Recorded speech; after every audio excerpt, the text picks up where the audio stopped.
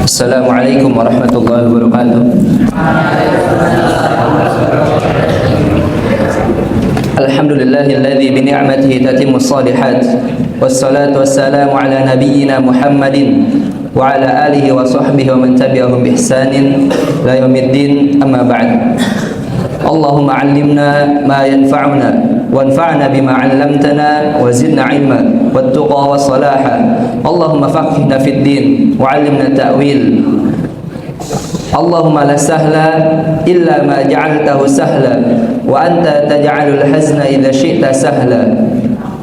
Alhamdulillah, segala puji bagi Allah yang telah memberikan kita berbagai macam nikmat. Di antaranya adalah nikmat sehat, nikmat Islam, dan yang paling penting nikmat iman. Sehingga kita dapat berpuasa dan beribadah kembali di bulan yang penuh berkah ini, bulan Ramadan. Hal ini sebagaimana sabda Nabi kita Muhammad SAW. Beliau bersabda, "Qad ja'akum Ramadan, syahrun mubarak, iftaradallahu 'alaikum shiyamah, tuftahu fihi abwabul jannah wa tughlaqu fihi abwabul jahim wa tughallu fihi asyayatin, fihi lailatun khairun min alfi syahrin, man hurnima khairaha faqad hurim." Telah datang pada kalian Ramadan, bulan yang penuh berkah. Allah mewajibkan puasa di dalamnya bagi kalian. Pintu-pintu surga dibuka, pintu-pintu neraka ditutup, dan setan-setan dibelenggu. Di dalamnya terdapat satu malam yang lebih baik dari 1000 bulan. Barang siapa yang terhalang dari kebaikannya, maka dia sungguh telah terhalang dari seluruh kebaikan. Salat dan salam tak lupa kita curahkan kepada Nabi kita Muhammad SAW, para sahabatnya, keluarganya, serta para pengikutnya hingga akhir zaman nanti. Para santri yang dirahmati Allah Azza wa Jalla, Anda mau nanya sama antum semua. Coba kita bayangkan, kalau kita sudah bekerja sebulan penuh, kita sudah bekerja di suatu perusahaan sama sebulan penuh, apa yang kita harapkan setelah sebulan itu berlalu? Gaji. Gaji kan? Gaji yang utuh apa yang kurang? Atau nggak dapat gaji sama sekali? Gaji yang utuh pastinya. Tapi coba kita bayangkan, kalau kita sudah lelah bekerja, sudah capek kerja nih, tiba-tiba bos kita bilang, "Maaf, kamu masuk setiap hari, tapi pekerjaanmu tidak ada yang saya terima." Apa yang bakal kita rasain? Kecewa. Terus sakit hati. Terus apalagi? Marah, kesel. Nah, maka hal ini juga bisa berlaku ketika kita berpuasa. Bagaimana? Yaitu sebagian dari kita hanya berfokus kepada puasanya saja, hanya sekedar memperhatikan hal-hal yang tidak membatalkan puasanya, tetapi tidak memperhatikan esensi dari puasa tersebut. Apa saja yang membuat pahala dari puasa itu hilang, sehingga pahala yang telah kita lakukan, pahala dari kita menahan rasa lapar dan haus itu hilang, menjadi sia-sia, sehingga dia hanya mendapatkan rasa lapar dan haus saja. Hal ini sebagaimana yang disabdakan Rasulullah SAW, "Rubba shaimin laisa lahu min siyamihi illa al-ju'." Betapa banyak orang yang berpuasa, namun dia tidak mendapatkan apa-apa dari puasanya kecuali rasa lapar. Maka hadis ini menjadi perhatian bagi kita semua, terutama kita nih, para penuntut ilmu, apalagi menghafal Al-Quran. Para santri yang dirahmati Allah Azza wa Jalla, puasa yang diterima bukan sekadar menahan lapar saja, tapi juga memperhatikan hal-hal lainnya. Terus apa saja yang harus kita perhatikan jika atau apabila kita ingin puasa kita diterima oleh Allah dan tidak sia-sia di sisinya? Yang pertama, ini apa yang penting? niat yang kuat dan keinginan yang besar untuk memperoleh pahala dari Allah Azza wa Jalla. Rasulullah sallallahu alaihi wasallam bersabda, "Man shoma Ramadhana imanan wa ihtisaba, ghufira lahu ma taqaddama min dzambi." Barang siapa yang berpuasa Ramadan karena imanan karena iman, wa ihtisaba, dan mengharap pahala dari Allah, maka akan diampuni, ghufira lahu ma taqaddama min dzambi, maka akan diampuni dosa-dosa yang telah berlalu atau dosa-dosa yang terdahulu.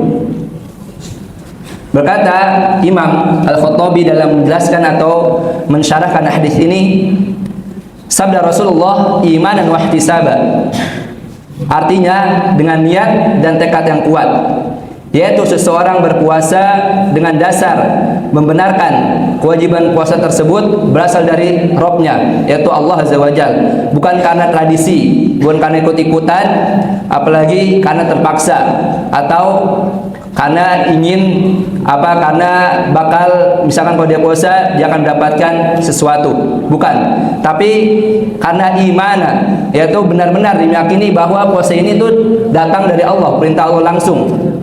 Apa dalilnya? Ya ayyuhalladzina amanu kutiba alaikumus shiyam kama kutiba alal ladzina min qablikum la'allakum tattaqun. Kemudian wahtisaba, yaitu mengharapkan pahala dari Allah, mengharap pahalanya dengan jiwa yang lapang, tidak membencinya, tidak merasa berat menjalankannya, dan tidak merasa hari-hari puasa itu terlalu lama. Maka jamaah dan para santri yang dirahmati Allah Azza wa Jalla, kita usahakan semaksimal mungkin sekuat tenaga menghadirkan dua hal tersebut ketika puasa, yaitu imanan wa ihtisaba. Imanan, niatkan puasa tersebut karena Allah, bukan karena tradisi atau sekedar ikut-ikutan, dan ihtisaba, mengharapkan pahala dari puasa tersebut dengan jiwa dan diri yang bahagia, seperti halnya ketika kita mendapatkan apa yang kita inginkan atau apa yang kita sukai. Kemudian perkara yang kedua yang harus kita perhatikan agar puasa kita diterima oleh Allah dan tidak menjadi sia-sia di sisinya, yaitu menahan diri dari berbuat dosa dan maksiat, baik perkataan maupun perbuatan. Poin kedua ini adalah ujian bagi kita yang sesungguhnya. Kalau menahan makan dan minum saja, anak kecil pun bisa. Anak kecil yang tadi itu yang ikut sangat pun juga bisa mungkin menahan rasa lapar dan haus. Tapi menahan lisan dan anggota badan diri kita dari maksiat kita berpuasa, ini adalah ujian yang sangat berat. Ya, kadang ketika berpuasa kita masih saja mengeluarkan kata-kata yang tidak pantas, atau kalau lagi puasa kita sendirian di kamar, bisa jadi karena kita megang HP tetap ada diri atau tetap ada setan di dalam diri kita, akhirnya membisikkan. Maka ini ujian yang berat yang sesungguhnya yang harus kita lalui, yang harus kita lewati. Dan inilah pembeda antara puasa yang diterima dan dengan puasa yang sia-sia. Inilah pembeda antara puasa yang berkelas dengan puasa yang biasa saja. Dan inilah pembeda antara puasa yang benar-benar puasa dengan puasa yang cuma puasa, yang cuma menahan rasa lapar dan haus saja. Rasulullah mengingatkan kita dalam sebuah hadis, "Man lam yada' qaulaz zur wal 'amala bih, falaysa lillahi hajatun fin an yada'a ta'amahu wa syarabahu." Barang siapa yang tidak meninggalkan perkataan dusta dan malah mengamalkan perkataan dusta tersebut, maka Allah tidak butuh rasa lapar dan haus yang dia tahan saat berpuasa.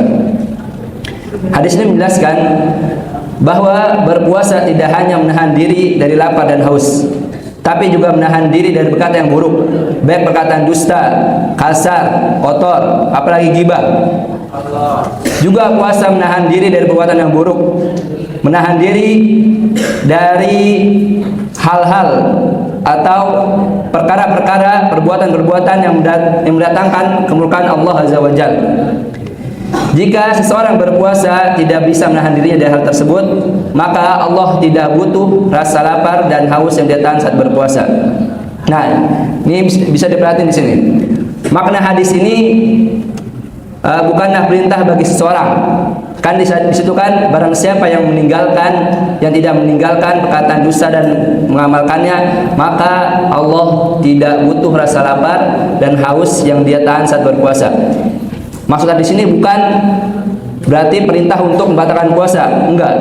Tapi untuk meninggalkan perkataan dusta dan juga merupakan peringatan keras dari perkataan dusta. Adapun sabda beliau, "Falaisa lillah hajatun fi an yada'a ta'amahu wa syarabah." Apa arti hajah? Apa arti hajah? Apa arti hajah? Kebutuhan. Falaisa lillahi hajah. Dan Allah tidak butuh, bukan berarti Allah membutuhkan puasa kita. Sebagaimana yang kita tahu bahwa Allah itu tidak membutuhkan sesuatu apapun. Tapi makna dari hajah di sini adalah al-iradah. Apa al-iradah? Apa arti al-iradah? Arada yuridu. Menginginkan, keinginan. Maksud di sini jadi Allah udah nggak ingin puasa kita. Jadi percuma kita puasa kalau masih berkata kasar, percuma kita menahan rasa lapar dan haus kalau kita masih melakukan maksiat. Jadi percuma rasa lapar dan haus tersebut.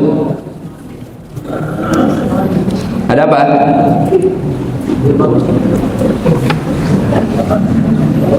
Diperhatiin. Maka perkataan atau perbuatan buruk yang kita lakukan ketika berpuasa itu sama halnya kita hanya menahan rasa lapar dan haus tapi tidak mendapatkan apa-apa. Baik. Kemudian poin yang ketiga yang harus kita perhatikan agar puasa kita diterima oleh Allah dan tidak menjadi sia-sia di sisinya adalah menjaga sholat 5 waktu dan menambah amalan sunnah. Para santri yang dirahmati Allah Azza wa Jalla, sangat aneh jika seseorang menahan diri dari yang halal, makan dan minum karena Allah, tapi dia justru meninggalkan yang lebih wajib dari puasa tersebut, yaitu apa? Sholat 5 waktu. Banyak di luar sana. Semoga hal ini tidak terjadi pada diri ana dan diri antum sekalian.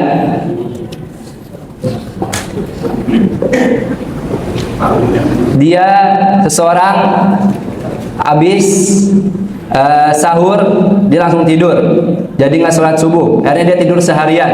Bangun-bangun kapan? 5 menit sebelum azan maghrib. Ada itu, Anda pernah temuin. Ada, dia dengan bangganya cerita, ya mungkin masih lebih mending lah. Sholat subuh dulu dia, habis itu tidur, bangun-bangun pas mau azan maghrib. Nah itu banyak terjadi di luar sana. Karena apa? Karena juga kan kita pas kecil pernah dengar kan, tidur pas puasa Ramadan itu apa? Apa? Masa nggak pada dengar? Tidur pas puasa Ramadan itu adalah ibadah. Pernah dengar nggak? Nah kan, itu hadisnya dhaif. Ya. Jadi dia tidur sebelum azan subuh, setelah sahur dia langsung tidur. Dia melewatkan sholat zuhur, melewatkan sholat asar, bangun mendekati azan maghrib. Seharusnya dia sholat dulu, tapi kenyataannya dia cari bukaan. Kemudian sebagian kita juga mengira bahwa pada bulan Ramadan ini kita hanya cukup berpuasa saja tanpa melakukan amalan sunnah yang lainnya. Padahal amalan sunnah yang kita lakukan merupakan pendorong, merupakan penguat agar presentasi diterimanya puasa kita di sisi Allah menjadi lebih besar. Hal ini sebagaimana sabda Rasulullah SAW, "Inna awwalu ma yuhasabun nasu bihi yaumal qiyamah min a'malihimus shalah." Sungguhnya amalan yang pertama kali dihisab pada manusia di hari kiamat nanti adalah salat. Qala, berkata Rasulullah, yaqulu Rabbuna azza wa jalla, Allah azza wa jalla berkata di malaikatih, kepada malaikatnya, wa huwa a'lam, dan tentu Allah itu yang maha mengetahui. Unduru fi salati abdi atammaha am naqasaha, lihatlah pada solat hambaku, apakah solatnya sempurna atau tidak. Fa in kanat tammatan kutibat lahu tammatan, jika solatnya sempurna maka akan dicatat baginya pahala yang sempurna. Wa in kana taqasa minha syai'a, namun jika dalam solatnya ada sedikit kekurangan, qala, maka Allah berfirman, unduru, lihatlah, hal li'abdi min tatawu'in, fa in kana lahu tatawwu' qala atimmu li'abdi fariidatah min tatawwu'ihi. Lihatlah apakah hambaku memiliki amalan sunnah. Jika hambaku memiliki amalan sunnah, Allah berfirman kepada malaikatnya, sempurnakanlah kekurangan yang ada pada amalan wajib dengan amalan yang sunnah. Tsumma tu'khadul a'malu 'ala dzakum, kemudian amalan lainnya akan diperlakukan seperti ini. Hadis ini menjelaskan bahwa seorang hamba jika dia melakukan sholat yang wajib, tapi sholat yang dilakukan tidak sempurna, mungkin karena khusyuk, karena kurang khusyuk, karena terburu-buru, tapi sholatnya akhirnya jadi tidak sempurna, maka Allah akan melihat dari amalan sunnahnya, apakah dia rajin melakukan sholat-sholat sunnah atau tidak. Jika dia rajin, maka sholat wajibnya yang tadi tidak sempurna, maka akan disempurnakan dengan sholat sunnah yang dia lakukan. Adapun jika dia tidak rajin melakukan sholat sunnah lainnya, maka sholatnya tadi yang tidak sempurna akan dibiarkan cacat dan kurang, tanpa ada penambal yang menyempurnakannya. Nah, hal ini juga berlaku pada puasa kita, puasa yang sekarang kita lakukan. Sebagaimana sholat wajib butuh sholat sunnah sebagai penyempurna, maka puasa wajib, apa ya puasa yang wajib? Ramadan aja kan? Sama puasa apa lagi? Puasa kafarat, kalau dia milih puasa, atau puasa nazar. Maka puasa wajib kita pun sangat butuh iringan amalan sunnah lainnya. Seperti apa? Sholat tarawih. Habis itu apa lagi? Apa amalan-amalan sunnah yang bisa kita lakukan di bulan Ramadan? Baca Al-Quran, tilawah, kemudian apa lagi? Apa?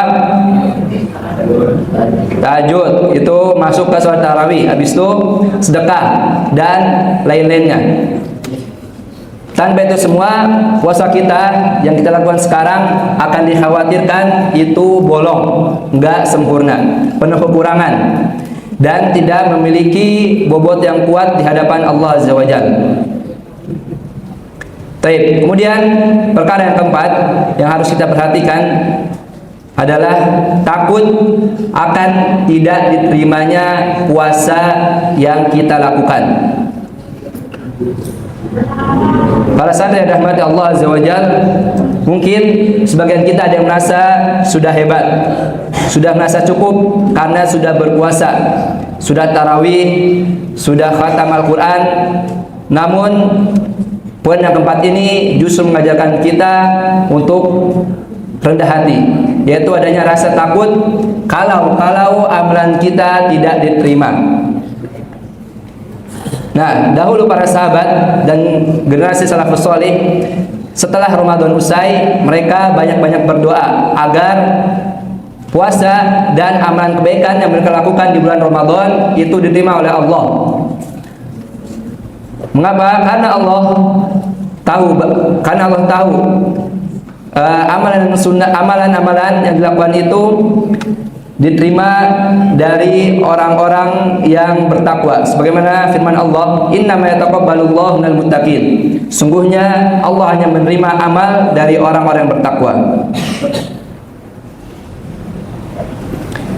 Mereka para sahabat dan salafus soleh khawatir jika di dalam puasa mereka terdapat rasa ria, rasa kurang ikhlas, atau ada lisan yang belum terjaga, atau ada anggota tubuh yang belum terjaga, sehingga amal tersebut tidak layak naik ke langit.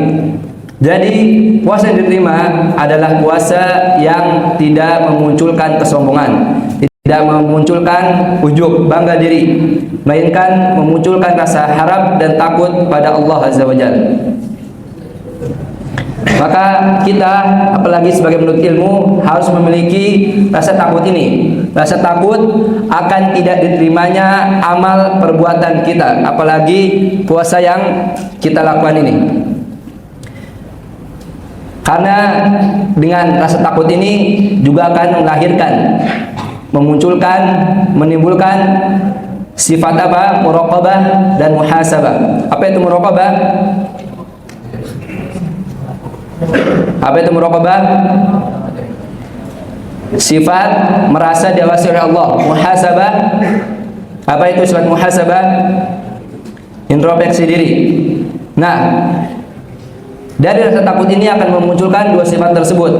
Jika kita memiliki sifat muraqabah, itu akan membantu kita ketika kita dalam keadaan sendiri, dalam keadaan sendirian, terbetiklah di dalam hati kita untuk melakukan kemaksiatan, tapi kita memiliki sifat tersebut, yaitu muraqabah, merasa diawasi oleh Allah Azza wa Jalla, maka kita akan berpikir dua kali. Kita akan tersadar, bagaimana mungkin aku bermaksiat sementara Allah Maha melihat segala sesuatu yang aku lakukan. Jangan sampai karena satu dosa ini, yaitu bermaksiat di kala sendirian, Allah akan menghapus seluruh pahala dari puasa yang telah kita lakukan, pahala dari rasa lapar dan haus yang kita tahan. Kemudian juga akan melahirkan sifat muhasabah, introspeksi diri. Dan ini akan menjauhkan kita dari sifat sombong dan merasa sudah aman. Kita tidak akan merasa paling suci karena sudah berpuasa, melainkan kita akan terus menghitung kekurangan diri. Apakah niat kita sudah murni? Apakah lisan kita sudah benar-benar terjaga hari ini? Maka para santri yang dirahmati Allah Azza wa Jalla, inilah hal-hal yang harus kita perhatikan jika ingin puasa kita diterima oleh Allah dan tidak menjadi sia-sia di sisinya. Ana ulang, ada 4 tadi ya. Yang pertama apa? Niat dan tekad niat kuat. Niat dan keinginan yang besar untuk memperoleh pahala dari Allah. Yang kedua, menahan diri dari berbuat dosa dan maksiat, baik perkataan maupun perbuatan. Kemudian yang ketiga, menjaga sholat 5 waktu dan menambah amalan sunnah. Kemudian yang terakhir, itu takut akan tidak diterimanya puasa yang telah kita lakukan. Baik. Setelah kita mengetahui perkara-perkara atau hal-hal yang harus kita perhatikan agar puasa kita diterima oleh Allah dan tidak sia-sia di sisinya, maka kita juga harus tahu perkara-perkara yang membuat puasa kita tidak diterima dan menjadi sia-sia di sisi Allah Azza wa Jalla. Jangan sampai kita menjadi orang yang bangkrut, lelah berbuat namun tak mendapat upah. Kayak tadi analogi atau permisalan di awal, udah bekerja sebulan penuh, udah lelah, tiba-tiba bosnya bilang pekerjaannya tidak diterima, akhirnya nggak mendapatkan hasil atau upah dari pekerjaan tersebut. Tapi yang pertama adalah poin yang pertama, agar puasa kita tidak menjadi sia-sia, yaitu menahan diri dari perbuatan dosa dan maksiat, baik perkataan maupun perbuatan. Ini kebalikan dari tidak menahan diri dari perbuatan, tidak menahan diri dari perbuatan dosa dan maksiat, baik perkataan maupun perbuatan. Kebalikan dari poin-poin yang membuat puasa seseorang itu diterima. Tadi kita sudah bahas bahwa salah satu yang harus diperhatikan agar puasa kita diterima adalah menahan diri dari perbuatan dosa dan maksiat, baik perkataan maupun perbuatan. Maka salah satu yang membuat puasa kita menjadi sia-sia adalah kebalikannya, yaitu tidak menahan diri dari perbuatan dosa dan maksiat, baik perkataan maupun perbuatan. Dan ini adalah salah satu penyebab utama puasa menjadi sekedar lapar dan haus, menjadi sia-sia. Seseorang yang menahan perutnya tapi membiarkan lisannya tidak terkontrol, seseorang yang menahan perutnya tapi berbuat dosa, padahal Rasulullah SAW bersabda, yang tadi apa hadis pertama, man lam yada' qaula zur wal amala bi falaysa lillah hajatun fi an yada'a ta'amahu wa syarabah.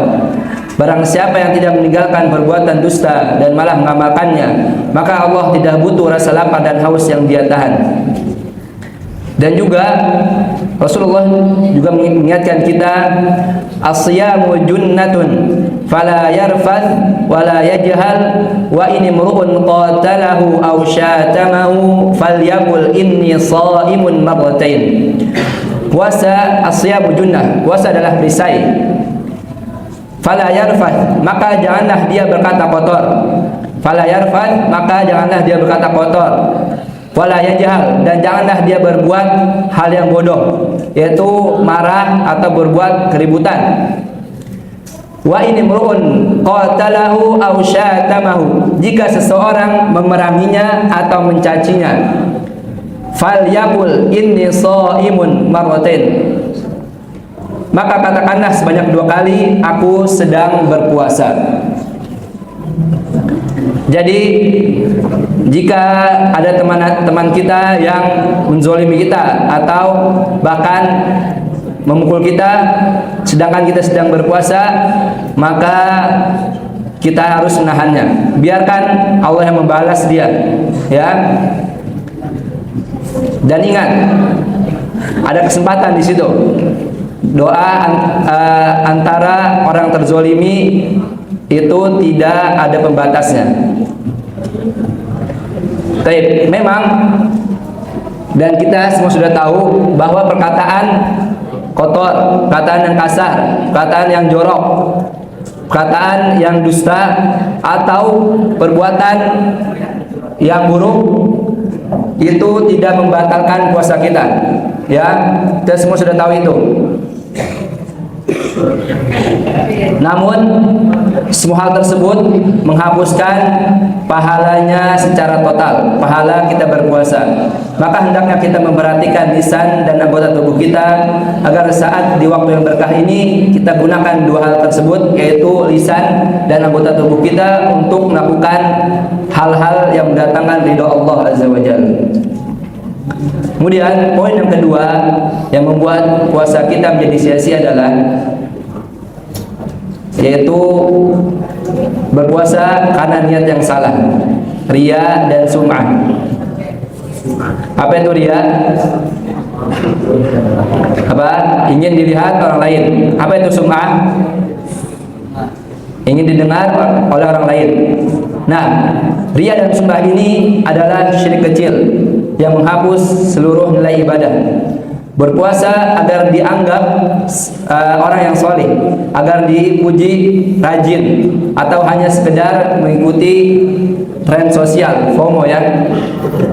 Allah berfirman dalam hadis qudsi, ana aghnash syuraka'i 'an syirki man 'amila 'amalan asyraka fihi ma'i ghairi taraktuhu wa syirkan.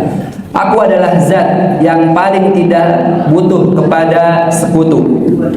Barang siapa melakukan sesuatu amal yang dia menyekutukan aku dengan selainku, maka aku tinggalkan dia dan kesyirikannya.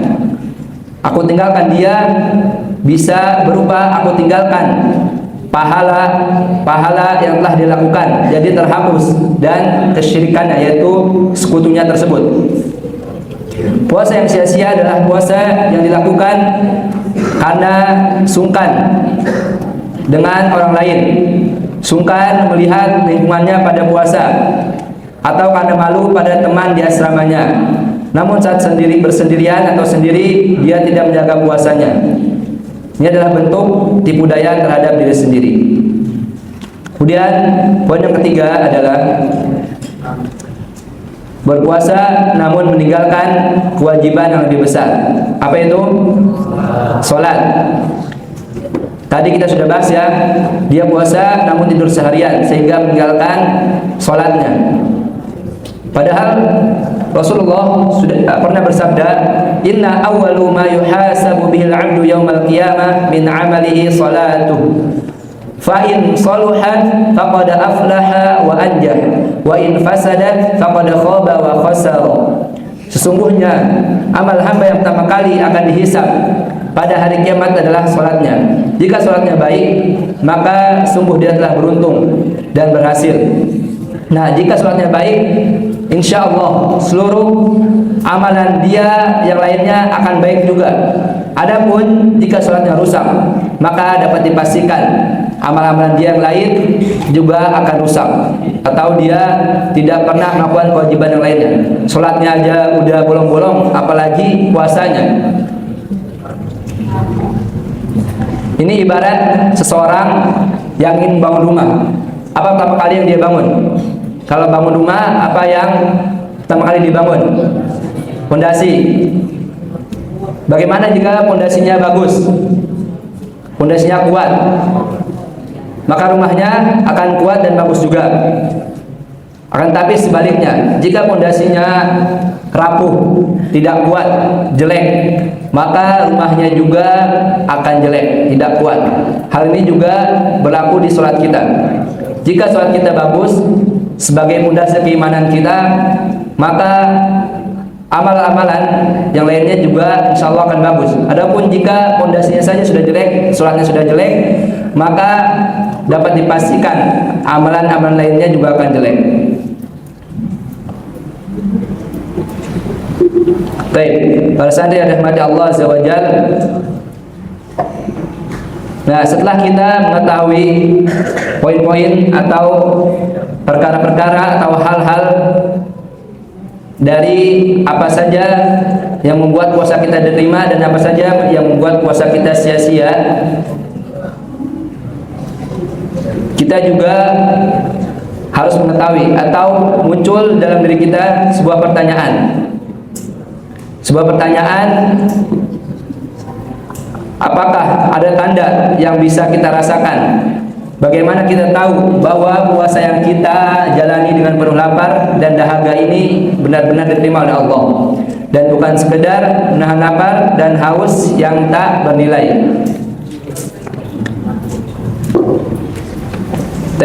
Tanda-tanda puasa yang diterima ada beberapa poin. Poin yang pertama yaitu dimudahkan melakukan kebaikan setelahnya. Indikator utama atau tanda-tanda utama sebuah amalan itu diterima adalah ketika amalan tersebut, amalan kebaikan yang telah kita lakukan itu melahirkan amalan kebaikan lainnya. Dan para ulama memiliki kaidah balasan dari kebaikan adalah taufik atau hidayah untuk melakukan kebaikan selanjutnya. Hal ini sebagaimana firman Allah Azza wa Jalla, "Faman a'ta wattaqa," maka barang siapa yang memberikan dan bertakwa, wa saddaqa bil husna, dan membenarkan adanya pahala yang terbaik. Pahala yang terbaik itu surga. Fasanuyassiruhu lil yusra, maka akan kami mudahkan baginya jalan menuju kemudahan. Berkata Syekh Abdurrahman As-Sa'di rahimahullah taala dalam mentafsirkan ayat ini, faman a'ta wattaqa, maka adapun orang yang memberikan, yaitu memberikan apa yang diperintahkan kepadanya, baik berupa ibadah, harta seperti zakat, kafarat, denda, nafkah, sedekah dan infak di jalan-jalan kebaikan, maupun ibadah badan, ibadah yang membutuhkan gerakan badan seperti sholat, puasa dan sejenisnya, serta ibadah yang gabungan keduanya, yaitu ibadah yang menggabungkan harta dan anggota badan kita, seperti apa? Haji, umroh dan semisalnya. Wattaqo, dan bertakwa, yaitu menjauhi apa yang dilarang baginya, berupa hal-hal yang diharamkan serta kemaksiatan dengan berbagai macam jenisnya.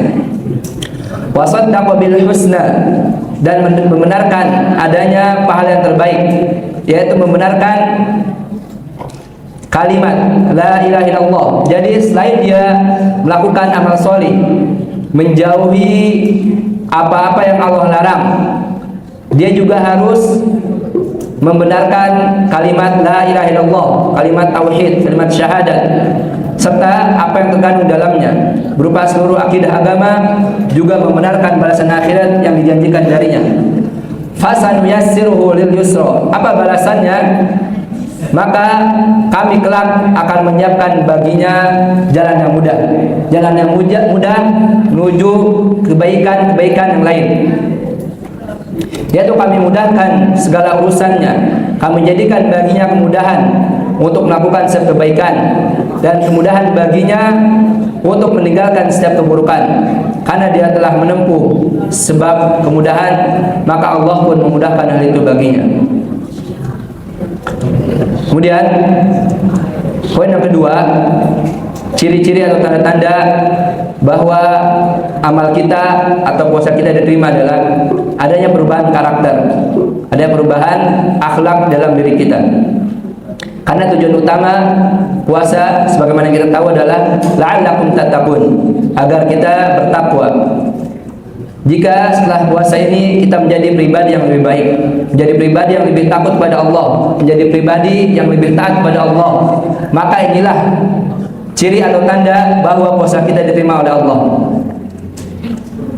Baik, kemudian poin yang ketiga atau perkara yang ketiga atau ciri yang ketiga, tanda yang ketiga bahwa puasa kita diterima oleh Allah, timbulnya rasa benci terhadap kemaksiatan, timbulnya rasa benci terhadap dosa. Hati yang diterima puasanya akan merasakan manisnya iman, sehingga dia merasa risih dan benci untuk kembali melakukan dosa yang dahulu dia sering lakukan. Kemudian yang terakhir, ciri atau tanda bahwa amalan atau puasa seseorang itu diterima adalah tetap merasa khawatir dan tidak ujub atau bangga diri. Jadi setelah dia melakukan puasa, melakukan amal kebaikan, maka sudah seharusnya bagi dia untuk tidak merasa bangga, untuk tidak merasa aman, tidak merasa yakin bahwa amalannya, puasanya diterima. Maka jika hal ini terdapat di dalam diri kita, maka bisa jadi ini merupakan ciri atau tanda amalan kebaikan atau puasa yang kita lakukan itu diterima oleh Allah Azza wa Jalla. Nah,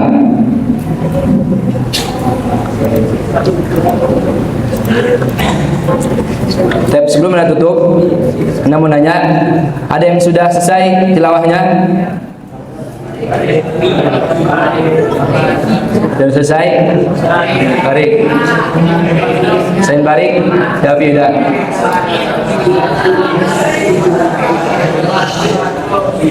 Ada yang 25 juz?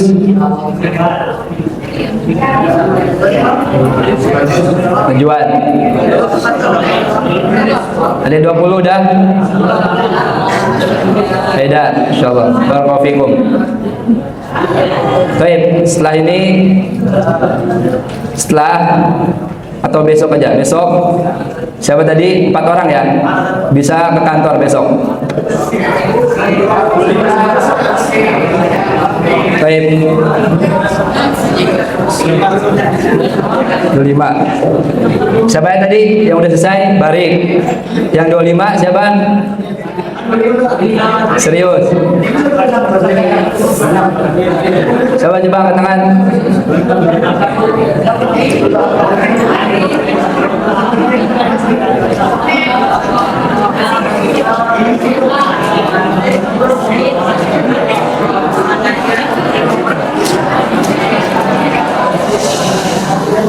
Diam dulu.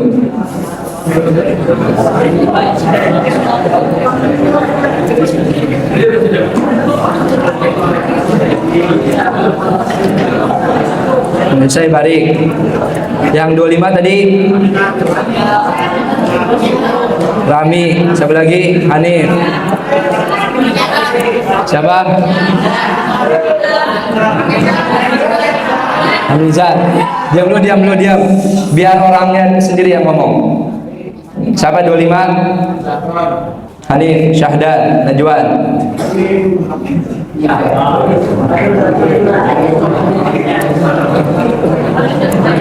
Apa lagi? Siapa 25? Yafi selesai.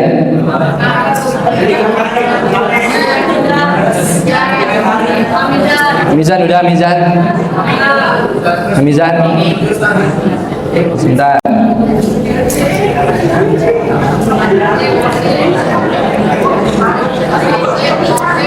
Terakhir 20.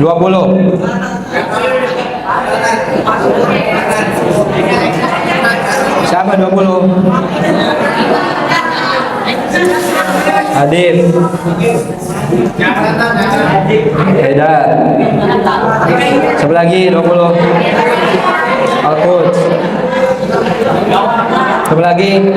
Zakaria. Akbar. Siapa lagi 20? Biar orangnya yang ngomong, biar orangnya. Baik. Siapa lagi? Terakhir. Udah. Serius, Faiz. Baik, kelas.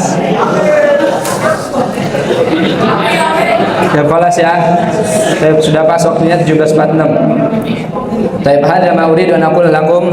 Nakhtim bi du'a kafaratul majlis. Subhanakallah bihamdik asyhadu an la ilaha illa anta astaghfiruka wa atubu ilaik. Assalamu alaikum warahmatullahi wabarakatuh. ولقد يسرنا القرآن للذكر فهل من مدكر